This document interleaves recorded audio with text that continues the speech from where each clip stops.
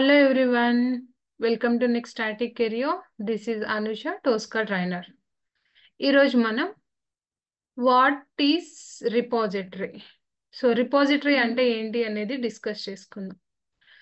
టోస్కాలో project creation చేసే టైంలో repository అనే ఆప్షన్ ని మనం చూస్తాం. Let me show you. ఇక్కడ క్రియేట్ న్యూ అని ప్రెస్ చేసినప్పుడు ఇక్కడ సెలెక్ట్ రిపాజిటరీ అనే ఆప్షన్ కనిపిస్తుంది. Select repository. అసలు రిపాజిటరీ అంటే ఏంటి అంటే టోస్కాలో మనకి ఇన్బిల్ట్ గా రిపాజిటరీ ఉంది. ఎందుకు అంటే టీమ్ మెంబర్స్ ఒకరితో ఒకరు కొలాబరేట్ అయ్యి వర్క్ చేయడానికి ఈ రిపాజిటరీస్ ని యూజ్ చేస్తారు. టోస్కా మనకి డిఫాల్ట్ గా రిపాజిటరీ ఆప్షన్ ని ప్రొవైడ్ చేస్తున్నారు.